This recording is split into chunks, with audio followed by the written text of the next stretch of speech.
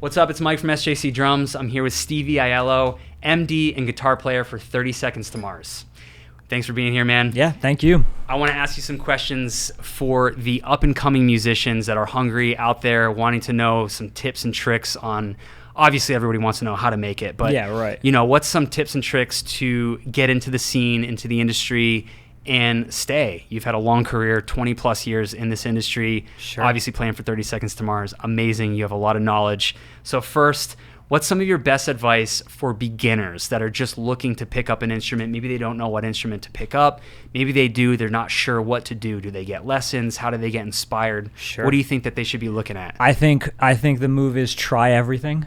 Just try, consume, play saxophone, play trumpet, play guitar, play bass, play drums. Find out what you vibe with. Find out what makes you tick. Because the instrument is like an extension of your body, really. Yeah. So like you want to really kind of try and see what works for you. I think getting lessons is interesting because sometimes it can be like useful because you get the basics, and I think that's where the key moments are. In the beginning, you kind of need to learn some of the fundamentals, but it can also be limiting because sometimes your teacher can be limiting to what you want to learn. For sure. I know for me, like I wanted to learn other types of music on trumpet, and my teacher was like, well, I'm classically trained, so I can only teach you this. Yeah. I can't teach you anything. I was like, how do you play Real Big Fish songs or right. Chicago songs? They said, well, you're on your own. Yeah. But yeah, I think that's the main thing is follow what you're interested in musically. Like if you're into metal, like maybe you should be playing like drums or guitar. I don't know. Yeah, that's so, awesome. Yeah. I love that. And I love that so much about School of Rock. Like we do a lot of work with them. Sure. And the music theory as a foundation that they teach, but then they go there. They'll teach kids Led Zeppelin songs, or they'll form a band and be like, all right, tonight we're going to go play this band and whatever pop song you guys want to learn, and letting their minds explore. And like you said earlier about like watching a band from the 80s and just being like, wow, what is this? For sure. Like I remember seeing Smashing Pumpkins playing on TV for the first time, like Billy Corgan. I'm like, this is insane, the rawness of all of that and exploring. So sick. There's so much out there, and at a young age, I think that's really important to pick up an instrument and like just find yourself. Yeah, I think the thing is like the fundamentals are super key. Like you kind of, it's nice to kind of know them. It's also sometimes nice to like go in blind because you're like, now I'm just going for it. I'm just vibing out. But it's cool because you can, with like if you're into rock music, let's say, there's something about the imagination of imagining yourself on stage and like turning into this big rock star, like that is really helpful for exploration and creativity. So I think there's definitely something about I don't know, getting into that mindset. Totally. You know, play in front of the mirror. Play in front of the mirror. Yeah, you know? dude, and like get the vibe and like find who you are, what gets you goosebumps. Exactly. You know? Exactly. So what's your best advice for students or musicians that are already on the journey? They've found their instrument, you know, they might be in a creative rut, maybe they're just trying to find their voice, they don't know what that is. What kind of advice would you give for a musician at that point in their career? I think collaborate. Find people that you like that are also in this world, you know, in the music world, and start making music with them. Start like sharing music too. That's another cool thing. I think when I go into writing sessions or if I'm producing somebody, one of the most fun things is the first 5 minutes when we're getting to know each other, and then some people are like, well, what have you been listening to? And then we just go down this deep journey, you know, and then you start to meet people who are like-minded, and then it's kind of like Metallica did this. I've been listening to Lars on some podcasts, but he was saying that like him and James were the only two that liked like thrash metal. And it was such a weird thing at the time. It'd be like probably like the early days of like trap music or something. Yeah. You know, like finding your crew of people who like the same stuff as you. And then you're both like then you're you're on a path. Yes. You know, and you have a team. Totally. You know, so I think, and then it just multiplies. For sure. I love that. For sure.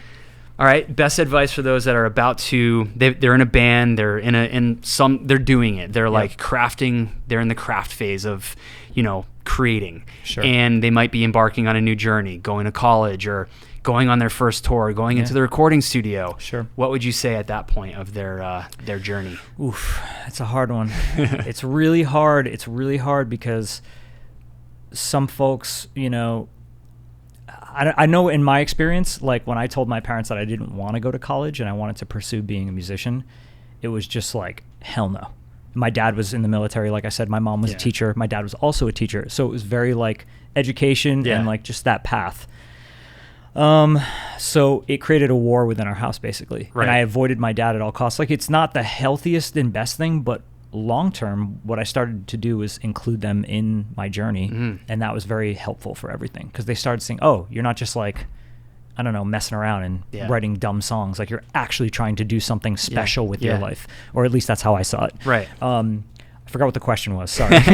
So that was part of it, of course. Like, you know, a journey of like, okay, I'm going off to college. Maybe even it's a music school, but they're from the phase of they found the instrument, they've learned it, they've possibly formed a band and like collaborated, and they're going to go into the studio, or they're going to go on their first tour, and they're about to embark on that. Like, the world is going to see the world. It could even be just their community and 5 kids at a VFW hall like us back in the day. Yeah, exactly. You know, like they're gonna put themselves out there. Sure. You know, what kind of advice could you give for that? Because it's nerve-wracking. You know, you're about to like show yourself and what drives you and what you think is cool. Somebody might not also agree or think that's cool as well. Yeah, you got to cut out the noise, I think, which is really hard to do. It's way easier said than done. But I think, like we had spoken about this earlier, which is turning some of these comments or, you know, some people not believing in you and harnessing that energy and turning it into like a creative thing. A force. And that's that's really important. That was huge for me. Yeah. I know, like, I just felt like my parents weren't even behind me. I'm like, I'm going to get them behind me. No matter what it takes. Right. Like, I'm gonna prove it to them. I'm gonna grab this thing by the neck and I'm gonna take it with me, and I'm gonna prove to them that I can do this. So I think, like, it's hard because you are putting yourself out there, and by putting yourself out there, you have to understand that there's gonna be tons of criticism. You're gonna get so much criticism compared to getting praise. Right. And if you're getting a lot of praise, maybe it's not so great. Right. Like, you should be hearing the criticisms. Yep. And maybe you should be taking some of them with a grain of salt, but maybe sometimes, you know, if someone knows what they're talking about, like, it's not, you know, by no means you should be reading the comments in your, you know, TikTok posts. Don't do that.